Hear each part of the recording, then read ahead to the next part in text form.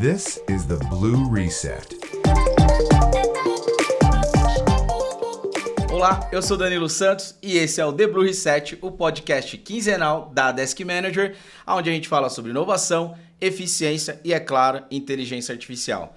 E hoje a mesa está pequena, você que já acompanha eu aqui no The Blue Reset, tenho a honra de receber o pessoal aqui para falar um pouquinho mais sobre essa grande potência, a China.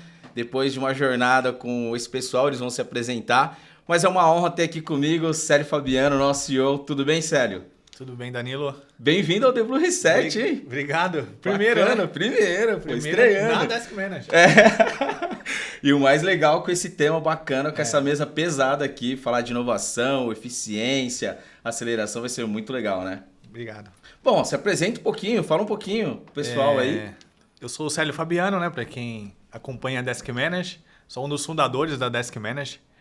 E eu sou um entusiasta em viajar. É algo que nós vamos falar hoje sobre a China, né? Já visitei outros locais, mas eu estou encantado com as possibilidades e o que nós vimos na China e a potência que é, né? E o que a gente pode criar no Brasil. A gente tem tudo para acelerar, sabe? Muito legal.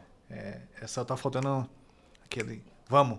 O turn point, o turn key. Mudar a chavinha só, né? Muito bom. Tem que ser muito acelerado. Muito legal. Bom, e para compartilhar toda essa bagagem, hoje a gente está aqui com o Paulo Costa, CEO do Cubo. Obrigado, Paulo, por ter vindo. Eu que agradeço o convite, né, Célio e Danilo. Pô, legal. E todo o time e Ricardo, muito bom, cara. Obrigado. Muito bom ter vocês. E Ricardo, prazer ter você aqui também com a gente da Precifica. Valeu, gente. Obrigado aí pelo convite. Bom, antes da gente começar, Paulo, se apresenta, fala um pouquinho do Paulo, o que você foi fazer na China, com quem que você estava, por favor. Boa, eu sou o Paulo Costa, sou CEO do Cubo há 4 anos já, acabei de comemorar, inclusive. Adoro comemorar as pequenas vitórias, essa foi uma delas, 4 anos na liderança do Cubo. O Cubo é um ecossistema de inovação aí composto por startups, grandes companhias, que a gente chama de corporates, né? Fundos de venture capital, e tem alguns parceiros nossos, como escritórios de advocacia, empresas tech, e o que a gente faz lá é conectar toda essa comunidade de inovação para gerar negócios. Então, quando a gente viaja desde a nossa fundação, né? Você falou de viagens aí. Sim. O Cubo tem 10 anos já de mercado, então desde 2015 a gente faz bastante viagem pelos eventos de inovação do mundo, vai fazer visita técnica em outros hubs. E de um tempo para cá a gente percebeu que para nossa comunidade se desenvolver, crescer, aprender, era legal que a gente ajudasse a visitar outros locais. Então a gente foi essa turma que é Early Adopter, inclusive, da nossa missão na China. Então assim, a gente só acredita no crescimento para aquelas empresas, para aquelas pessoas, na verdade, que têm a mente aberta. Principalmente no momento que a gente está vivendo, a velocidade que a gente está vivendo agora, se as pessoas não estão com a mentalidade de aprendizado, né, que é o famoso Learn Agility, né, sobre como que a gente aprende e aprende rápido, porque os assuntos estão se ajustando muito rápido. E nada mais oportuno no momento do que levar essa turma, né, fomos 20 pessoas, 20 executivos, empreendedores, investidores de diversas empresas, e foi muito legal, assim, a gente aprendeu bastante aí. Vamos compartilhar um pouco aí com vocês. Show de bola. Bora, Ricardo. Boa. Bom, eu sou fundador e sou CEO da Precifica. E aí, um contexto, eu sou apaixonado por tecnologia, por economia. É um tema que está à parte do meu trabalho. Eu adoro ler sobre economia. A viagem, inclusive, me trouxe inúmeros aprendizados ligados à economia. E a Precifica, né, continuando aqui o contexto, ela é uma empresa que ela atua fortemente no varejo. O nosso grande negócio é ajudar as companhias a equilibrar 2 forças gigantescas, que é você gerar crescimento em venda, ao mesmo tempo que você gera ou proteção ou crescimento de margem. Né? Acelerar a venda é fácil, baixa preço, mas eles têm prejuízo. Então, o que a Precifica faz é, através da tecnologia, levar a inteligência. Então, isso conecta tudo. E eu fui lá, a China, a viagem, com uma missão muito clara para mim, assim, que era, cara, eu quero entender como é que esse mindset chinês permite que tudo isso seja possível. A gente de fora, a velocidade, a inovação. Então esse foi o meu viés e aí a gente fala um pouco sobre isso hoje aqui. Bora. Paulo, vou começar com você então. Qual que era o grande objetivo, a grande tese de vocês capitanear essa missão China lá no Cubo? E já trazendo até aqui para o Célio e o Ricardo já se preparando. O que vocês tiveram ali, qual foi o grande impacto, né? Já falando de China. Por favor, Paulo. Legal. Cara, tem uma curiosidade super interessante aqui em relação ao Cubo e à China, né? A inspiração do Cubo, da criação do Cubo, a partir de 2014, e a gente foi live ali em 2015, foi um hub de inovação em Shenzhen chamado Tech Temple. Não foi o Vale do Silício, não foi a Europa, não foi Israel, foi inclusive o codinome do projeto Cubo era Tech Temple, né? Então, putz, a gente precisa ir lá, né? A gente já foi em outras gestões, né? Assim, do próprio Cubo, fez viagens para a China, mas não como missão. Então, o que a gente quis fazer para perpetuidade, sabe, das empresas dentro do Cubo e elas crescerem, não só as startups, mas os executivos das empresas que estão lá, eu acho que precisavam aprender um pouco ao vivo, não só através de leitura ou reportagens, ver de perto processo de decisão, método de trabalho, que isso vai ajudar a gente a ser mais competitivo, né? O Cubo tem uma tese bem definida de atração de negócios de outras partes do mundo para a América Latina, e o Cubo é o soft land para esse negócio. Então, por quê? Porque a gente quer que as startups da América Latina compitam melhor, né? É isso, né? Né? Compita melhor com startups do mundo inteiro.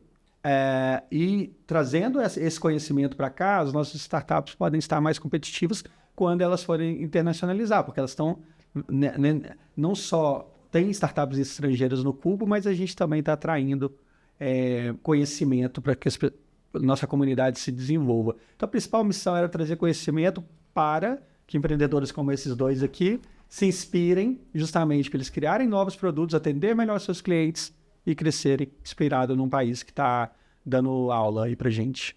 E aí, Sérgio, qual o maior choque ou realidade, tudo que você viu lá? Eu já tive bastante contato, mas falando um pouquinho de China. A gente se conectou muito, né, Danilo, quando nós estivemos no Vale, né? Exato. Então, o Danilo veio, eu chamei ele para trabalhar com a gente no Vale do Silício. Então, dessas conexões saem muitas coisas boas, né? Então, eu sou um dos mantenedores da cultura Desk Manager. E eu preciso conhecer outras culturas para entender o que é bom, o que é ruim, para mim não aplicar o ruim, né? Ou preservar para não gerar coisas ruins dentro da companhia. E aproveitar o que é bom para a gente poder criar escala. Nós somos uma empresa, uma scale-up, somos uma startup enxuta, bootstrap, que não temos fundo, né? Nós são teses. A nossa tese, nesse momento, não é ter um fundo. E para mim poder escalar, eu preciso entender a cabeça de quem está vendendo para o mundo. E a China é um negócio fechado, mas ele é global. Então eu falei, vamos lá entender como que funciona, né? Então, o primeiro dia foi um choque de realidade, né? Nós fomos para uma universidade de Shanghai Business School. Nós tivemos 2 aulas, Danilo, que foi sobre cultura e depois economia. Ali já teve o choque. E falou assim, não julgue, né? Você não pode julgar a cultura do outro. Eu já tinha visto algo muito similar na Índia, porque na Índia é outro mundo, né? Mas a China me impressionou em relação à cultura das pessoas, né? Não de política, não vamos falar de política, porque isso é outro 5 podcasts. A gente não ouviu esse assunto quase, né? Nós não ouvimos, e quando alguém perguntava, as pessoas falavam, tá tudo bem. E é assim que funciona, né? E o mundo não é TikTok, né? Assim, tem as suas restrições, mas a gente entende. Nós estamos construindo na Desk Manager plataforma para os nossos clientes, os nossos usuários poderem crescerem, né? E ter governança, enfim. E aí, na China, eu consegui entender por que eles fazem isso. Não tem uma solução, eles não usam uma solução americana ou de outros países, porque eles acabam desenvolvendo as suas próprias plataformas. Nós visitamos grandes empresas que você fala, tudo aqui é a marca deles?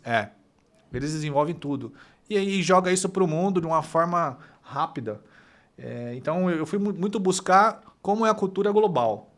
E eu consegui entender um pouco. É meio maluco, né? É meio maluco, porque você vê as pessoas trabalhando, mas você não vê. Os prédios estão vazios, né? E você vê os robôs andando para lá e para cá. E taxa de desemprego baixa, né? Taxa de desemprego baixa. E aí, né? Aí vai tomar, os robôs vão tomar, mas mesmo assim você tem um país saudável. Sem o taxista. Verdade, Sem o né? taxista, mas o táxi Autônomo, rodando. né? Autônomo, né? Isso já existe, né? Em São Francisco, Sim, isso é muito sim. comum, mas você vê numa população de quase 1,5, né? É difícil você ter táxi autônomo num trânsito daquele. E o trânsito funciona, né? Então é isso. E só uma curiosidade sobre isso, você falou sobre taxa de desemprego baixa. Tem uma curiosidade, isso me espantou muito. A cultura deles é valorizar muito a educação. Isso talvez explique um pouco essa questão, porque eles pegam muito pesado com educação, parte da renda familiar. Eu até fui atrás desse dado. Só um dado aqui para highlight. Já volto aqui para não te atrapalhar. Mas conecta, né, Danilo? Não, conecta demais. Com a ideia de demais. como que eles analisam o crescimento, enfim. Sim. Em média, a renda mundial de famílias ela é alocada na proporção de menos de 8% para a educação das crianças dentro da família. No Brasil, eu pesquisei esse número, é menos de 4%. Lá, gira em torno de 20%. Então, assim, eles são muito bem formados, de modo geral. As pessoas com quem a gente falou têm, assim, currículo altíssimo, né? A gente foi pesquisar depois. Eu tive amigos que tiveram lá visitando o governo. Membros do governo, currículo altíssimo. Então, provavelmente, a educação ajuda a explicar muitas das coisas que a gente vai debater aqui, incluindo a taxa baixa de desemprego também, né? Eles deixaram bem claro o que é o STEAM, né? Que era Science, Technology, matemática e estatística, se eu não me engano, que acompanha desde o pré. Esse módulo vai acompanhando até as pessoas formarem. Então, engenharia, tecnologia, ciências, matemática, está no... Não, mas e a robótica, que começa com 2 anos de idade? Né? Nós passamos visitando uma empresa que você tinha a jornada, né, lá do Fundamental 1 até a universidade. E o que eu fiquei impressionado foi aquele carrinho de sorvete com uma arma em cima, né? Então, e tá tudo bem. E tinha visitação de escola, né? Não sei se vocês lembram disso. E tinha uma arma em cima. Eu falei, mas por quê? Porque eles são muito fortes. Eles têm que se proteger, enfim. É natural. E tá tudo bem. Né? Mas com 2 anos de idade, o seu filho já vai ter robótica. Por isso que essa potência... você falou de estatística, não sei se vocês lembram do número... que 6 vezes a formação de graduação do que os Estados Unidos. E 4 vezes de pós-graduação. Número de formandos. Eu ia comentar, eu não quis atrapalhar, mas é super importante isso que ele falou da questão do desemprego e essa questão do STEAM, eu que estudo bastante lá a questão do ensino americano, é focado 100% em STEAM hoje. Os Estados Unidos ele está 100% nisso. Então o modelo da China ele não pode ser menor, né? Ele tem que ser maior, por isso que eles estão nessa linha, né? E uma informação interessante, que a galera que vai para o MIT ou Harvard é que não passa nas boas faculdades na China. Então você fala, nossa, estamos para trás mesmo. Né? Porque para você prestar hoje, para você ser acreditado no MIT, não é fácil. É mais fácil entrar no ITA. Né? Não desmerecendo, mas o ITA é top de linha. Sim. Tem que ser crânio em matemática. Sim. E aí você só vai para os Estados Unidos se você não for aceito numa universidade... E com 4 mil universidades. É coisa de gigante. E aí, Ricardo? Cara, qual o maior impacto? Olha só. Pegando até os insights do Paulo já e do Sérgio. Cara, eu fui pra lá e eu assim, tava imaginando que eu ia chegar e ia ver drone pra todo lado, um monte de robô. Então, assim, eu tava com esse viés, assim, sabe? Da tecnologia visual ali, assim, pra todo lado, tudo muito sofisticado. Eles têm tudo isso, tem os robôs, etc. Mas assim, cara, o que me chocou muito e me marcou, assim, cara, foi esse conceito de como que o governo, a educação, esse alicerce todo, governo, educação, o ecossistema de investimento de longo prazo, né, que eles falaram bastante, o tal do que eles chamam de capital paciente, né? Então, assim, como é que essa arquitetura toda está movendo o país? Para mim, isso foi passado principalmente no primeiro dia lá, né? Na Shanghai Business School. Então, assim, basicamente, o que eu percebi dessa conversa, desse olhar? Eles têm, primeiro, um plano de governo que é gigante, 50 anos. É um plano gigante que, se eu não me engano, começou em 2001 e 2002, alguma coisa do tipo. Esse plano é desdobrado a cada 5 anos, com ajustes. É tipo o conceito de OKR, né, que a gente conhece. Desdobra.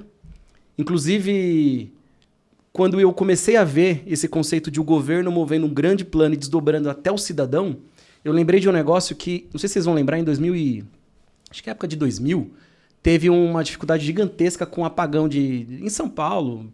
Acho que foi pelo Brasil inteiro, na verdade. Falta de energia e tal. E na época teve a atuação da Falcone nesse negócio. Não sei se vocês lembram disso aí ou não. Eu era muito novo. Eu sou dessa época também, não. Pô, Eu ainda estava... Você tinha cabelo na época. Não, mas... Tava na escola, tava no pré ainda. Mas vamos lá, foi o maior desdobramento de meta da história brasileira. Sim. Sacou? A consultoria foi... o fundador da consultoria foi trabalhar no governo e eles criaram um plano que se desdobrou até o cidadão. Racionamento de energia nas nossas casas. Isso, Brasil. E lá eu vi esse tipo de mentalidade acontecendo constantemente em tudo que eles fazem. Tipo, não foi um plano momentâneo do apagão de energia. Então a gente viu essa relação que é cultural, é organizacional, é política, é econômica, tudo amarrado, não são iniciativas isoladas.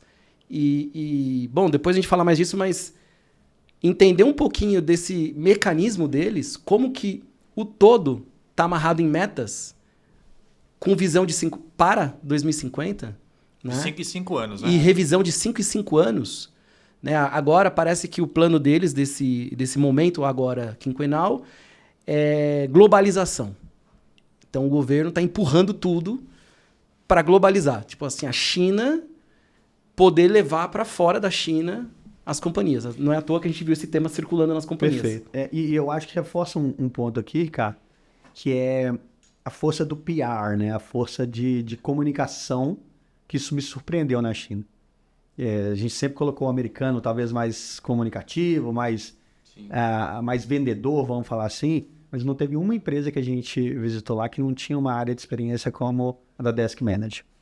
Sim, isso eu fiquei impressionado. Assim, Sério, falou isso. Inclusive, eu vou copiar várias coisas. Sem dúvida, assim. São detalhes. Igual chinês. São detalhes que você vai vendo que tem uma convergência, ou ele acontece em várias empresas, então, ambientes de experiência, com host, com experiência toda pronta, guiada, ele já sabe por onde que ele vai passar, o que eles querem contar, a história da empresa, o momento que ela está. Então, acho que isso faz parte da estratégia de PR da empresa China. Os fundadores. Né? Assim, assim como você falou, a estratégia é globalização. Como que a gente vai comunicar? Puta, quando vir um gringo aqui, eu tenho que encantá-lo. Aos 3 encantados aqui. Não, sério, eu falo encanto. E eu não conheço uma pessoa que vai para a China, uma missão de negócios, e não volta encantado. Eu não ouvi. Por isso que até a gente priorizou China esse ano, justamente por causa da... Cara, não tem um feedback que não vale a pena. Paulo, e aí pegando até o que o Ricardo falou aqui de ecossistema, a gente fala bastante aqui de ecossistema na Desk Manager, Brasil, China, falando um pouco do hub que vocês são hoje dentro do Cubo, né, um dos maiores ou o maior da América Latina, sempre fica aquela questão, né, discussão, mas o que a gente pode trazer hoje aqui para já aplicar amanhã para o Brasil? Você já acabou de dar alguns exemplos, mas falando de hub de inovação, tudo que vocês viram, o Célio já me deu alguns spoilers ali de inovação, o que você vê hoje para trazer para o Cubo que daria para a gente aplicar lá amanhã? Eu acho que tem um pouco se a gente conseguisse transportar a mentalidade, eu acho que ia ser um golaço, porque eles são muito rápidos, né? A velocidade é uma coisa absurda lá e eles não têm muito... tem uma máxima no mundo de startups que é: se você não tinha vergonha do produto que você está lançando, você está lançando ele tarde demais, né? E parece que esse ambiente de experimentação muito rápido, muito ágil, e depois a escala daquilo que vai dando certo, é uma coisa que é o que a gente deveria replicar. Não sei se a gente consegue por várias outras coisas, mas se a gente fosse pegar alguma comparação, Eu confesso que, assim, do ponto de vista high technology, assim, isso aqui eu nunca vi na vida, foi raro a gente achar lá. Ah, isso aqui eu nunca vi. Talvez um robô aqui, alguma coisa... Mas não foi... Isso aqui é super novo para mim, eu nunca vi. Mas a forma como eles executam aquilo que já existe, em termos de tendência, então, que já foi mapeado e tal, é incomparável, assim, é impressionante. Então, se a gente consegue, como empreendedores aqui na nossa região, ter essa visão mais... Bota o carro na rua rápido, testa e vai, né, com o seu cliente muito próximo. Acho que isso é uma inspiração. E a inovação como infraestrutura do país, né? Assim, não é um tema que vai ficar num secretário ali na prefeitura da cidade, que é o secretário. Não. É geral, assim, né? Você vê a inovação no uso, como você compra comida, como que você vai de ponto A para o ponto B, as estações de trem, os dashboards, né, que a gente ficou impressionado lá. Então tá em todo lugar a inovação. Então a inspiração para a gente, principalmente como conceito, é como que a gente ajuda a nossa comunidade a tratar a inovação com um pouco mais de urgência no ambiente de experimentação, entendeu? De você não ficar demorando muito dentro de casa, criando features, não. Né, vai colocando no mercado e vai vendo o que está acontecendo. Eu acho que essa é uma excelente chamariz para nós. Ou seja, melhoria contínua e não ter medo de errar, né? Acelera, né? Basicamente é isso. E aí, Sérgio, quer contribuir? Ele falou dos dashboards.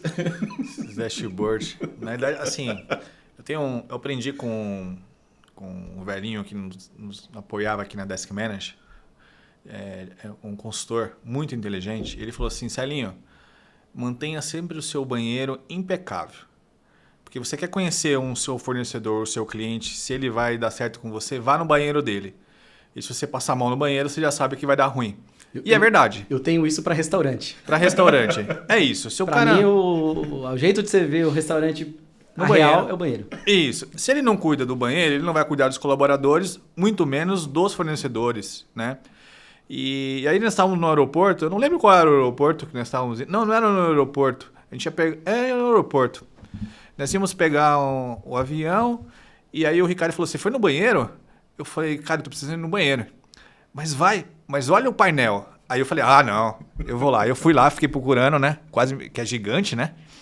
E aí eu olhei um painel, tinha um painel de frente ao banheiro, controlando, né, as cabines de quem estava dentro, não verde ou vermelho, e quantas pessoas tinham passado. Aí eu falei: por que eles estão fazendo aquilo? Porque existe um índice aqui nos aeroportos do Brasil que se a limpeza ou a satisfação, né, na verdade a satisfação do banheiro for baixa, aumenta a taxa de... como é que chama a taxa do aeroporto? É o fator Q. O fator Q, que eles vão faturar menos o aeroporto. Quando o banheiro tiver sujo, não tiver uma experiência legal e a satisfação for ruim. Então, por exemplo, se está 80, vai para 100. E aí eles vão ter que pagar 100, né? Então isso é ruim. Aí eu falei: se existe um painel que mede a satisfação antes do cliente entrar, cara, tem alguma coisa errada com a gente. Vamos criar um painel e vou colocar na frente do banheiro. Porque às vezes a gente entra no banheiro e está cheio. E é ruim, é uma situação ruim, né? Mas imagine no aeroporto que tem muitas pessoas passando ao mesmo tempo, a pessoa está atrasada para pegar o voo, ou é uma criança, uma senhora com os filhos e não tem uma cabine para ela poder entrar, né, para fazer as suas necessidades. Então começou ali. Aí eu falei: eles trabalham dados. Dados com inteligência, enfim, para quantas vezes vou ter que limpar aquele banheiro e tal. Mas não é a questão banheiro, mas sim a cultura de levar a experiência para o banheiro. Aí nós tivemos um caso, o Ricardo, ele vai ter que escutar a gente, porque ele não foi, que é na Hikvision. A Hikvision é uma das maiores empresas no mundo de câmera, de segurança. Ela é uma potência, o Smart Sampa de São Paulo, as câmeras são Hikvision, né? Os estádios, enfim. E não sei se você lembra, Paulo, que nós entramos, tinha um painel gigante, maior que o nosso, assim, que tinha os indicadores da fábrica, né? E as fábricas são fábricas verticais. E aí eu fui pesquisar, tirei foto porque eu não estava entendendo nada, estava em mandarim, né? E aí eu tava vendo, tinha o tempo que sai uma câmera na outra ponta. 2,60 segundos. Aí, por câmera, saindo do início A para o início B na logística. 2 segundos e 60. Sai embalada uma câmera. Com tudo vendido, né? Mas não tem estoque. Isso é loucura. Não tem estoque. Esse caso não tem estoque na empresa, tá vendido tudo 30 dias para frente. Eles Você não têm imagina- estoque. Eles você não imagina- trabalham com produção pedido. on demand. É on demand. Você imagina que o cara faz um produto a cada 3 segundos daquele que ele vende e já tá tudo vendido para os próximos E aí, 30 dias. e aí você pega uma planta, Paulo, de 250 mil metros vertical. E eu acho que tinha 4, 5 plantas dessas, uma do lado da outra. E a gente olhava assim, tinha uma máquina de mais de 100 metros. Na realidade, não é uma máquina, são robôs dentro dessa máquina, fechadinho, montando essas câmeras, que há 2 anos tinha 35 pessoas. Hoje tem 2. Eles estavam de chinelo lá, Tava né? de chinelo. Tava de chinelo, né? O engenheiro. EPI não tem EPI, Zero. né? EPI zero. Não tem EPI Mas na não fábrica que precisa. a gente foi. Eles estavam com uma touca de pano, um avental e de tênis, bermudas. Como é que... Sabe aquele estereótipo que a gente tinha da fábrica chinesa?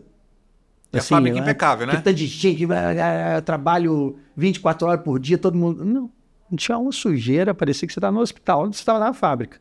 Né? E assim, pouca gente e uma câmera a cada 3 segundos. Você contou quantos robôs tinha? Não tem isso de contar. No painel tinha lá. Os robôs... Quase 900 robôs Sim, trabalhando. Os amarelinhos que... Os amarelinhos, Caramba. Quase 900 robôs trabalhando na fábrica. E a fábrica apagada. Você viu que a fábrica estava apagada? Economia de energia. Não precisa de humano olhando. Então... Você passava nos lugares, você tava escuro, que tem isso aí, só robô andando. Tem estacionamento para os robôs, eles ficam esperando o próximo comando, aí tem o lugar Ele se auto-carrega. que se autocarrega. Se você pular na frente dele, ele para. Muito louco. 180 mil câmeras por dia.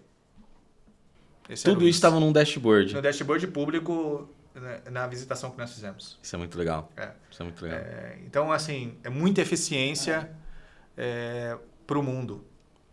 Aqui nossas câmeras é Hackvisio e a gente sabe da qualidade do produto, né?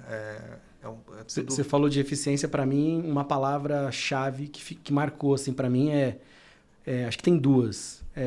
Infraestrutura, para mim, é uma das palavras que para mim descreve tudo que eu vi. Tudo é movido em termos de infraestrutura, não de peças soltas. E eficiência. Para mim, a métrica do Estado como um todo é produtividade. A gente fala de PIB per capita, etc., mas lá tudo está na ótica da produtividade. Você está falando de produtividade. Sim, né? Total. eficiência total. Tudo é produtividade para os Porque, pô, caras. velocidade, né? E assim, para ganhar jogo de longo prazo, assim, você tem, sei lá, nosso governo quer dar um up na economia. Curtíssimo prazo, injeta uma grana, faz o dinheiro, você circula ali. Longo prazo é produtividade, que isso é, entre aspas, permanente. Né? É composto, né?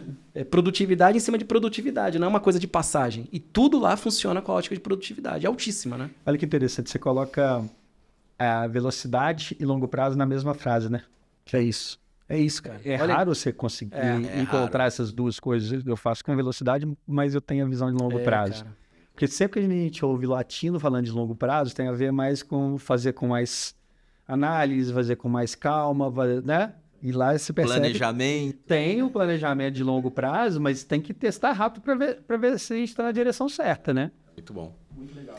Ricardo, falando da China, um berço hoje de e-commerce, tá aí no mercado, várias lojas, não é só o Brasil que sofre ou que compete, né, com os chineses, falando de e-commerce, de live commerce.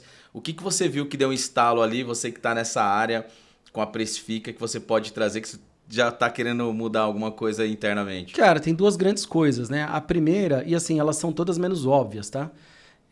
A primeira grande coisa é o seguinte, é muito menos sobre a loja, a vitrine, a loja, o e-commerce. A gente foi no Alibaba, né? Nós somos no Alibaba. É muito menos sobre e-commerce. Por exemplo, eu falei ainda há pouco sobre infraestrutura. E o Alibaba é um grande exemplo disso, como todas as que a gente visitou.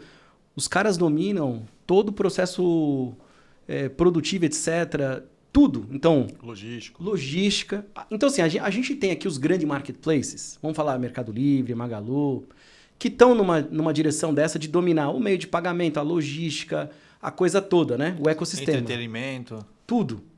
Só que lá a gente foi num degrau mais profundo. E aí, por exemplo, os robôs da operação logística deles, os robôs autônomos, eu já tinha visto o vídeo da Amazon, né? Aqueles baixinhos e tal, que pega o pallet e leva, é deles. Então, assim, os caras fabricaram o hardware, os robôs. A gente viu lá não sei se vocês viram isso aí, os servidores. Eles têm o data center, eles mostraram lá os servidores sei lá como é que chama, subaquático. Porra, cara. Com resfriamento. Assim, tecnologia própria. Tipo assim, o hardware. Os caras dominaram o hardware. A gente não tá falando só de dominar o software. Então, a gente viu isso de forma bastante presente em tudo que a gente visitou. Esse raciocínio, para mim, é o que eu trago pro meu dia a dia. Eu até falei isso ainda há pouco, né? Antes de a gente entrar aqui. Um grande mindset que eu trouxe, derivado desse tipo de observação, é o seguinte. Eu fiz um exercício aqui e eu descobri que na própria Precifica a gente tem N produtos em que a gente é muito bom, mas eles não são produtos da porta para fora. Eles são core da nossa operação. Então, por exemplo, um Alibaba ele tem o core da operação, que é a logística. Eles têm uma empresa, criaram um braço, e tem uma empresa que vende os robôs. É um business. Então, assim, será que eu tenho alguns business dentro do meu próprio business? Eu nunca tinha pensado por essa ótica.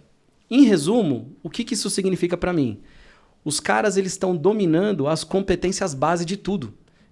O game não é ter um bom produto o game é dominar as competências que permitem ter um produto. E à medida que domina as competências, você deriva várias coisas. Deriva várias coisas aleatórias. Criando outros tipos de negócios dentro do mesmo negócio, né? A gente viu a SenseTime, que é uma empresa que tem lá um produto tipo o ChatGPT da vida, assim, uma LLM. Aí, cara, a gente no showroom lá, e eu até fiz essa pergunta depois lá pra pessoa que estava apresentando. Eu falei, cara, mas você não diversifica demais o seu business? Porque tinha o tal do ChatGPT, tinha o negócio de medicina, carro autônomo com tecnologia deles. Em resumo, os caras dominam o processo de AI. Todas as competências de AI eles dominam. Aí com AI eles fazem produto para cirurgia, faz produto para direção autônoma, produção de vídeo e por aí vai. Robô de xadrez. Robô de xadrez, cara. Tem um core. Um core. A gente falou disso lá. A gente falou disso lá. Né? Cara, não só aqui, mas que tem um core ali que ele domina de tecnologia e ele vai criando um tanto de coisa em cima dessa plataforma. Todas as empresas têm isso em comum, cara. Muito louco. E sério, falando da Desk Manager, automação, experiência, gestão de processo, como é que você viu o país que automatizou tudo e levando velocidade e legal o que você falou, com um plano a longo prazo? Nós, na Desk Manager, sempre pensamos a longo prazo. Um negócio que eu gostei muito, falando de cultura, que o chinês não fala não, né? Ele quer te testar, quer entender se você é confiável e se você vai cumprir com a sua palavra. E nós temos isso na Desk Manager, né, Danilo? A gente sempre trabalhou... você quer ter uma métrica para saber se vai dar certo um relacionamento de um parceiro ou não, é 3 meses. Se ele sumir depois de 3 meses, ele só queria te vender. Ele não queria te ajudar, ele não queria fazer parte do ecossistema. Deve acontecer isso lá de startup no Cubo, que depois de 3 meses ela sumiu. Ela só queria, né, tomar alguma coisa, de vender, sei lá. Mas agora, a ideia de doação não existe, né? Eu me senti muito acolhido, assim, nas recepções que nós tivemos, porque eles são vendedores e querem que vocês façam negócio, mas de longo prazo. Isso nós entendemos na aula de cultura. Então, não queiram fazer negócio de um dia para o outro. E na Desk Manager, nós não fazemos negócio de um dia para o outro, né? Por exemplo, nós estamos com o Itaú. Eu estava lembrando hoje, Paulo, sei que é Cubo, Itaú, mas o Itaú está por trás. Eu abri uma conta para o meu filho. Ele tem 11 anos. Minha primeira conta eu abri com 21. E eu tenho essa conta até hoje e é o que eu mais movimento. Mas o que acontece? É longo prazo.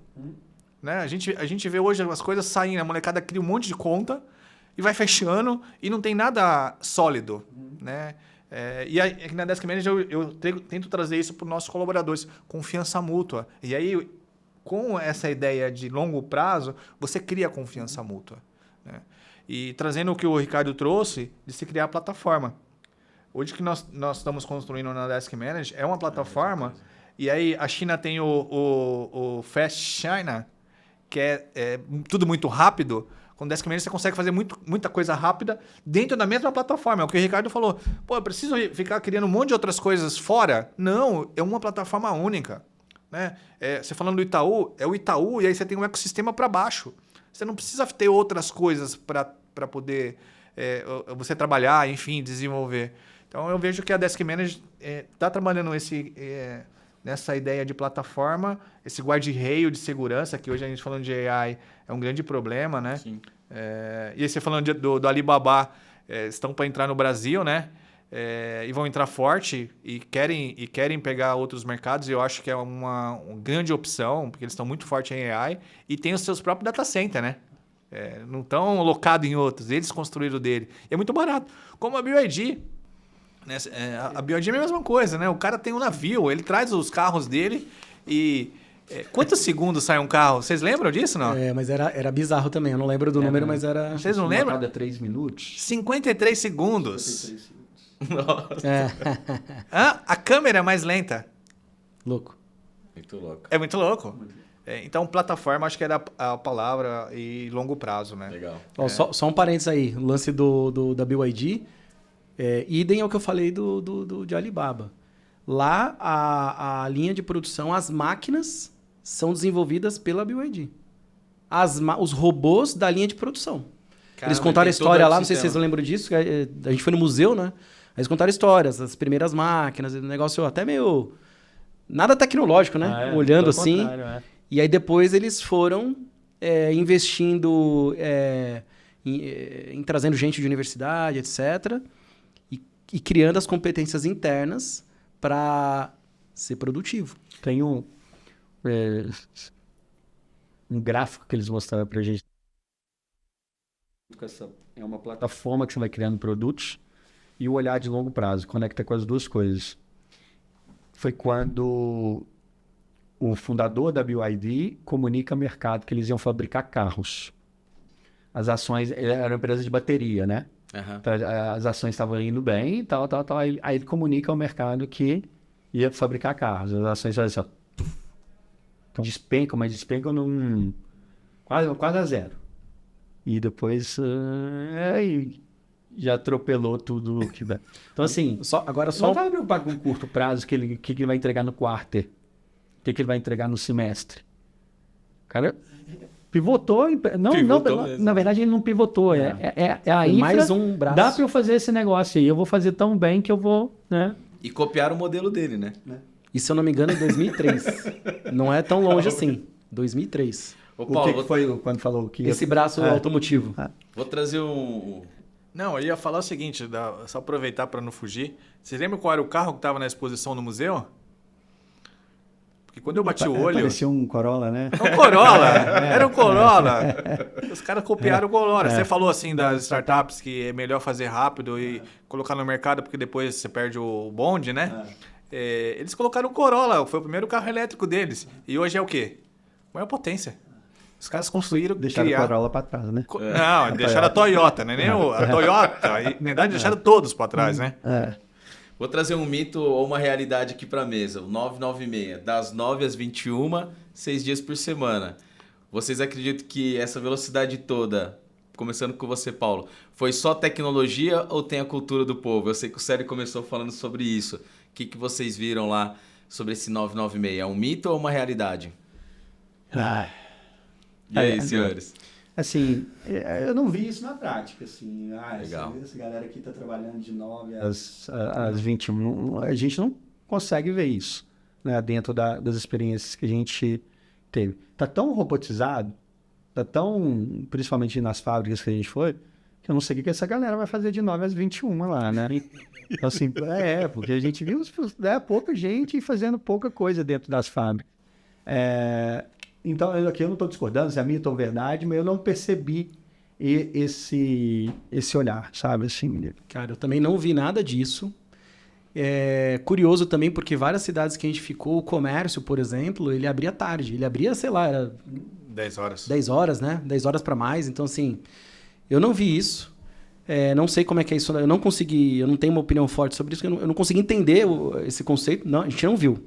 Agora, eu acho que o game é a cultura somada ao processo, ao tudo. Por exemplo, quando a gente fala sobre software aqui, então a gente fala assim, cara, a China, os caras têm robô, tecnologia, AI e tal. Acho que não é só a tecnologia. Acho que o game é cultura mais a tecnologia. Então, porque você tem tecnologia, não tem a cultura, o que acontece? Entra em desuso. Certamente você tem cliente, eu tenho cliente, que está lá com o software, e aí a coisa se perde e fica em desuso. Então, software sem a cultura, o processo por trás, o negócio morre rápido. E o inverso. Você tem cultura, não tem software, não escala. E eu acho que os caras têm as duas coisas, uma forte cultura de inovação, e isso transcende tudo que a gente imagina. E isso não vai muito longe, né? O Feitas para Durar lá, Jim Collins, Jim Collins, é isso aí, o livro. Era, como é que é? Pessoas, que aí cultura, né? Processo, tecnologia e escala. Que a gente vê muitas vezes as pessoas já indo para tecnologia. Direto, né? Para tentar escalar, mas ainda os processos não estão adequados, nem a cultura, nem as pessoas estão aderentes àquele modelo. E eu acho que eles pegaram isso, como tudo que a gente viu lá, executaram super bem. Assim. Então, trabalha uma cultura nacional, um projeto de Estado, que seremos inovadores. É isso mesmo, né? Tá? Então, assim, antes de criar os processos, eles trabalham diariamente a questão cultural. Né? Total. E eles sabem encantar, né? Aí eu vou fazer a pergunta dessa vez. O que vocês acharam do WeBank? Eu acho que... Cara, ali foi... Como eu gosto de experiência... Nós Arrancou criamos o uau de todo mundo, né? nós criamos esse espaço de experiência para poder fazer o UOL, né? Mas quando eu cheguei no WeBank, eu falei, nossa, agora eu vou devolver para vocês. Cara, eu vou no princípio teórico aqui de tangibilização de serviço, né? É difícil você tangibilizar o que é o serviço. Por exemplo, a gente vai na fábrica vai na BYD, você vê o carro, você anda no carro, a gente fez test drive, né? Você pilotou o carro que dança lá e tal. O mais rápido, o né? mais Eu rápido. pilotei ele. O Célio deu É. até um feedback no vídeo, mandou. Eu falei, ih, caramba, vai mais comprar. rápido que... Não vou falar o nome do outro carro que é mais rápido, que é nosso cliente, mas é mais rápido que ele. Muito rápido. Então, tangibiliza, né? Tá ali, tá tangível. Se a gente vê aquilo, a gente vê o processo para chegar naquele negócio. Quando a gente está falando de um serviço, que é banking, como que você vai transformar isso numa experiência que as pessoas vão olhar e falar, uau, que banco é esse? E eles fizeram isso. E se você vai na teoria de serviço, você vai ver que essa tangibilização é muito, muito relevante. Né? Então, aquele emaranhado de telas gigantescas, um espaço, parecia que você estava numa estação espacial, né, cara?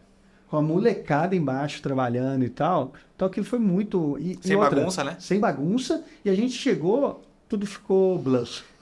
Cara, essa versão da Segurança história... total. A minha versão dessa história. Porque, pra mim, isso... Cara, eu tinha que voltar no tempo. Esse negócio foi demais. A gente tava nessa sala de reuniões e eles estavam apresentando os números, né? Aí tinha uma TV lá, eu já estava impressionado com tanto indicador que ele estava ali ao vivo, tal, bem organizado. E esses vidros aqui, todos blur, assim, né? Tudo branco, né? Leitoso, assim, ó. Então dá pra ver o que tinha. Aí a gente lá, a moça falou assim... vocês... Não precisa tirar foto, não. Não, primeiro ela falou que não... Ela falou assim, ó, vocês podem olhar, mas não pode tirar foto primeiro.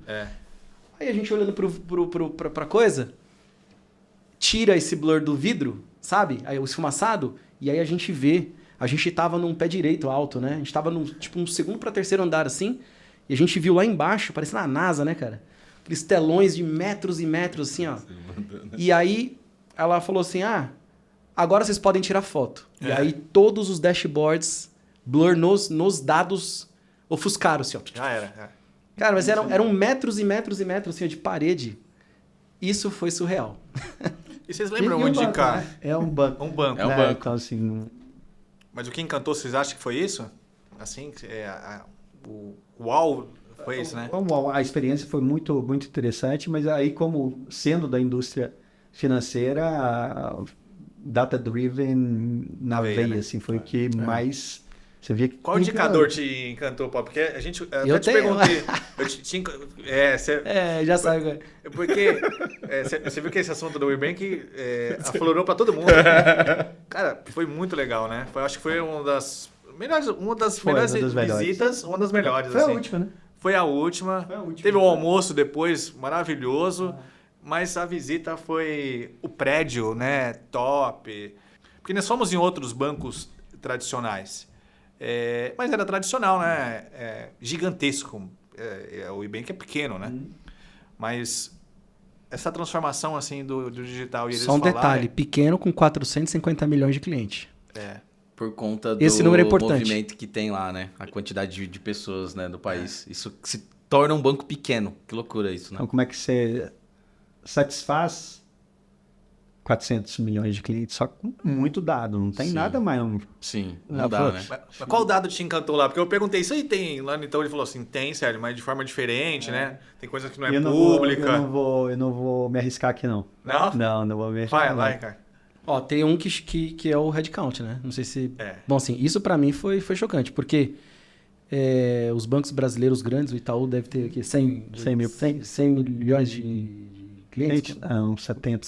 70 milhões de clientes, 100 mil funcionários. Isso. Em grandes números, né? Os caras têm 450 milhões de clientes, eles tinham 12 mil funcionários, caiu para 8, a meta bateu em 6 e agora eles querem chegar em 1.200 funcionários. Caramba. Né? Pra atender 400 E milhões. qual que é o indicador para isso? Digital Employer. Digital Employee. Eles Só têm, aumentando. eles têm os AIs como funcionário e não como função. Isso é outro aprendizado. Você me perguntou sobre desdobramento para o meu dia. Isso é chocante. Isso é chocante. É uma mudança de mindset. No nosso dia a dia, na Precifica, a gente tem vários agentes rodando já há bastante tempo. Tem na área comercial, tem no time de marketing. Então, assim, o e-learning que a gente tem hoje, o conteúdo, parte dele é construído pelas próprias transcrições do dia a dia orgânico. Então, tem um processo para isso. Aí tem um agente que transcreve, que monta o conteúdo, que bate se o conhecimento está faltando na biblioteca, etc. Isso é uma função para a gente. Tipo, você vai lá e fala assim, cara, roda aí. Eles têm os agentes com foto, nome, tipo e-mail, sei lá, tem os avatares. Tá no chat lá, é um avatar. E eles se comportam como interação, tipo, não, você manda para o Célio, né? Como se o Célio, né, não fosse uma pessoa, fosse um robô e assim por diante. Isso é uma mudança de mindset. Você ter os agentes na organização não como ferramentas, mas como funcionários. E eles reportam isso, né? Tamanho de headcount. Alguém lá falou, pessoas e não pessoas. Então, assim... Mas é chocante, né? Você ouvir uma head que recebeu a gente, né? América Latina, e falar, nosso CEO, a meta dele é chegar em 1.200. De 6 mil e poucos, né? Olha que interessante. Há pouco tempo atrás, até pouco tempo atrás, a gente tinha o card das startups lá no Cubo, né, a vitrine com as startups e tal, e internamente tinha lá tamanho. E tamanho era o número de pessoas. Até pouco tempo atrás, a nossa cultura no empreendedorismo brasileiro era, os caras estão com 400 pessoas e estão voando. Gostei disso que você falou. Muito pouco tempo atrás, tá? Eu tô falando de um ano. A gente falava com muito boca cheia o número de funcionários que tem, que é até uma métrica de ego, de vaidade. Olha o tanto de gente que eu contrato e tal. Se você consegue satisfazer o seu cliente no mais alto nível, com menos dinheiro, né, de headcount, e você fazer mais dinheiro para sua empresa, isso é empreendedorismo Sim. lindo, maravilhoso, está acontecendo agora. São os unicórnios, né? Que as startups que valem 1 bi, alguma coisa assim, e tem 3 pessoas. Então, aí esse é um tema legal assim, para a gente debater também. Bom, a gente tem aqui o nosso momento The Blue Reset, que a gente fala não de começar do zero, mas de dar um restart, um reset. E aí eu queria começar com você, Paulo. O papo bom dura pouco, né? A gente já tá caminhando pro final, mas passa muito rápido, você tá maluco. Animou agora. Agora que tava esquentando, né? Agora que esquentou, cara. Tem mais coisa. Tem coisa pra caramba. Tem que fazer a parte 2. Eu nem falei que subiu o PIB da China, nem falei nada disso. Porque... O que você traz, então, pra gente, falando de Cubo, de startups, falando de China, dessa missão? De maneira bem curta, sucinta. Eu acho que o Cubo como empresa, experiência.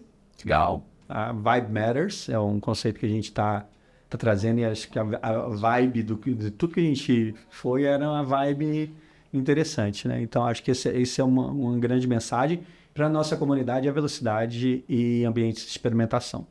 Se a gente não resolver essas questões, de ter os ambientes seguros de experimentação rápida, de não ter medo da falha não ser penalizada dentro das organizações, acho que a gente caminha bem, tá? Mas é bem cultural, tem que ser na base, e esse é o papel do Cubo, né? Influenciar o empreendedorismo para caminhos de que a gente vê que está dando certo, né? Muito bom. E o que mudou lá na Precifica ou está mudando lá, Ricardo? Cara, assim, não dá para fazer um Ctrl-C, Ctrl-V, né? Copia e cola, mas a inspiração, ela é pesada. Então, eu falei um pouco já dessa visão de infraestrutura. Então, como eu olho para os meus negócios, não como um produto único, mas como uma infraestrutura que permita outras pecinhas. Então, acho que essa é uma visão que eu trouxe de lá, estou exercitando ela. Essa visão de agentes como se comportando como pessoas. Então, como é que a gente entrega isso no nosso negócio e como é que a gente produtiza isso para os nossos clientes? Não uma visão de função, um agente de rodando uma atividade, mas um agente sendo uma pessoa, no limite do pensamento, assim, né? Então, essa inspiração ela é provocativo. Então, esses são 2 grandes exercícios que eu voltei de lá e eu tô com a agenda tomada com esses 2 grandes temas. Tem mais alguns, mas esses são os 2 grandes temas que eu tô criando espaço para conseguir desdobrar no dia a dia, sabe? Não deixar isso se perder e enraizar isso no nosso jeito de enxergar. E acho que talvez um terceiro elemento, a visão de longo prazo, que você já disse, mas o nosso longo prazo aqui, pelo menos na minha visão, é completamente diferente do que eles chamam de longo prazo lá, né? Lá eles falam muito em 20 anos. O tal do capital paciente, a gente falou no começo, né? Mas a gente não abordou. Eles falam que aqui a nossa indústria de venture capital, aqui no Ocidente, né? Ela é uma janela de 8 anos, alguma coisa assim, né? Então, assim, a partir de 7, né? Então, assim, você espera ter o retorno de 7 a 10 anos, vamos falar assim.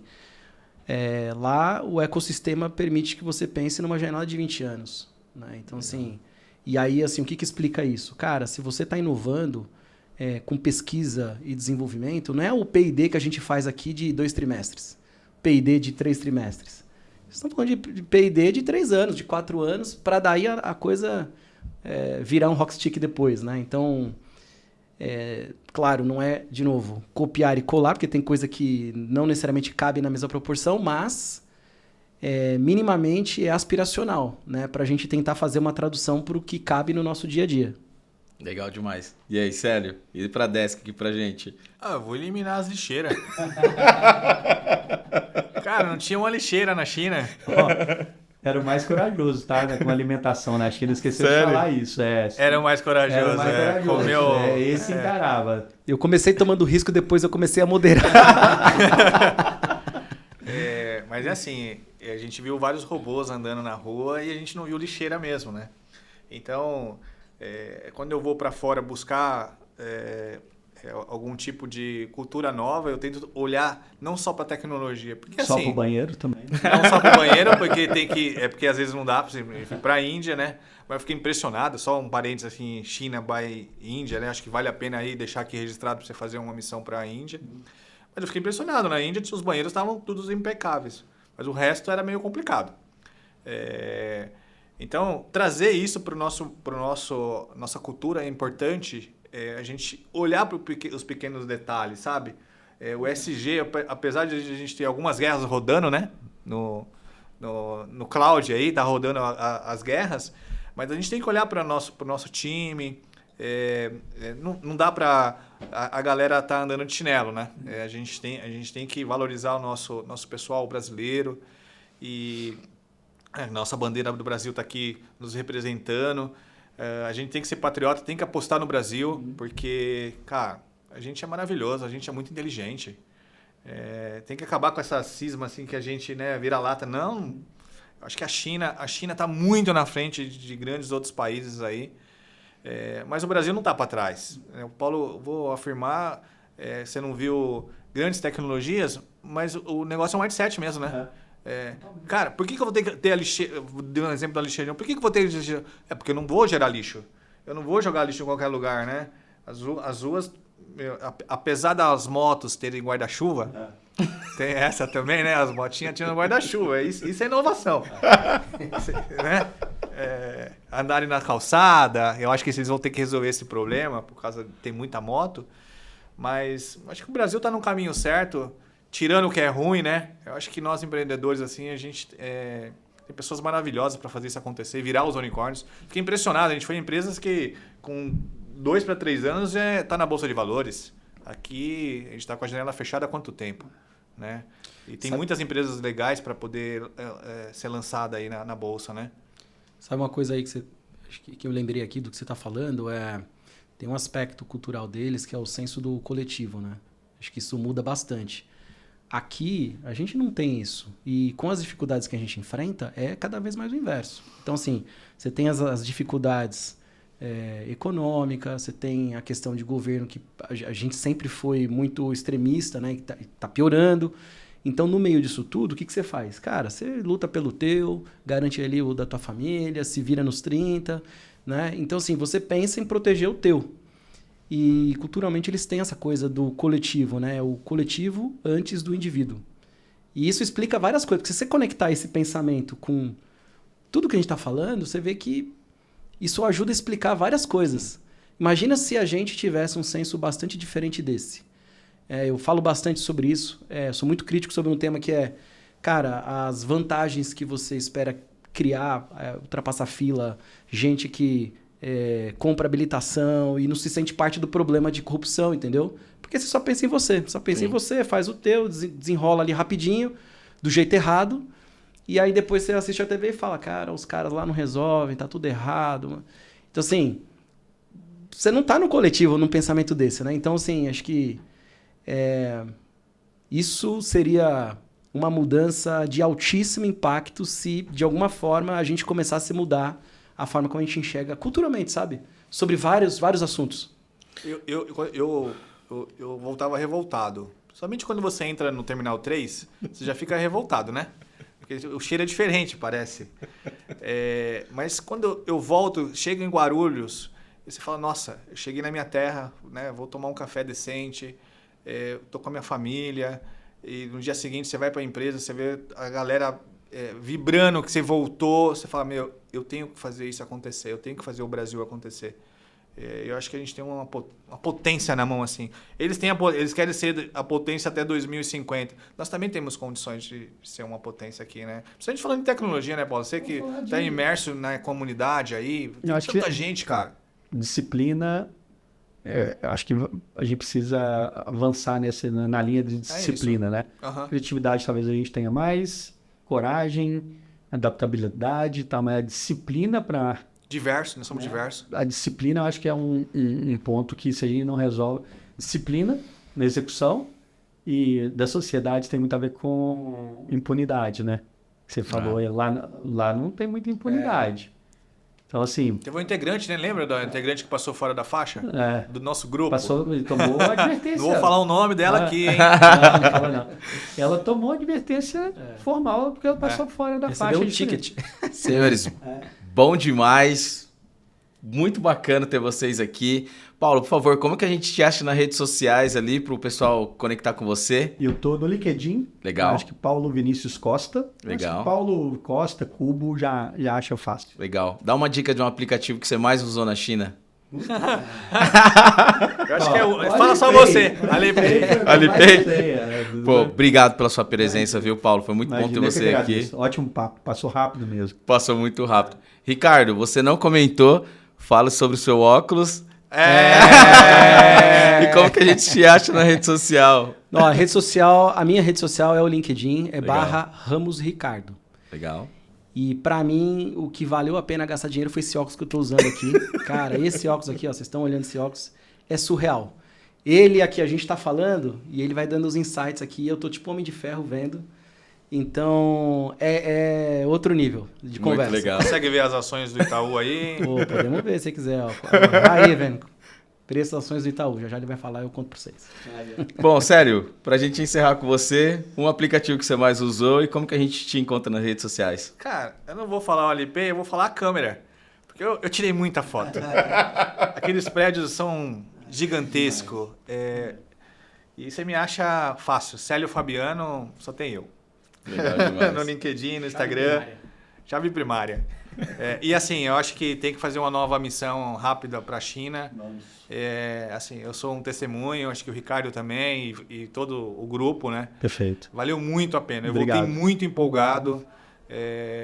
Esse é um agradecimento assim para o Cubo, porque o time Cubo, a Invest São Paulo teve uma receptividade maravilhosa com a gente, um carinho, tudo muito perfeito.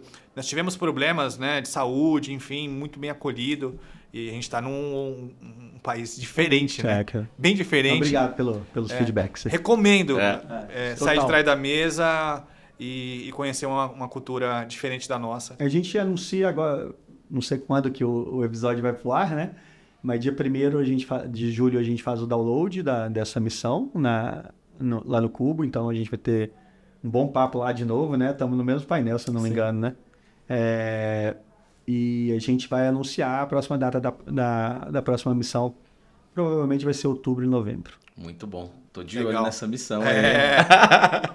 Bom, pessoal, é isso. Obrigado, Paulo. Obrigado, Ricardo. Obrigado, A Célio. vocês. Obrigado. Muito bacana. E fica a dica aqui. O mundo não está para poucos, hein? O negócio está acelerado do outro lado do mundo. A gente tem que acompanhar. É muito legal ficar de olho na China. Mais uma vez, obrigado, senhores. E esse foi mais um episódio do The Blue Reset. Você que ainda não acompanha a gente no YouTube, assina aqui, ó, sininho, Desk Manager. Assina também a nossa playlist. Estamos nas demais plataformas, Spotify, Apple. E fica aqui o convite para o próximo episódio. Até o próximo. Valeu. Tchau. This is the Blue Reset.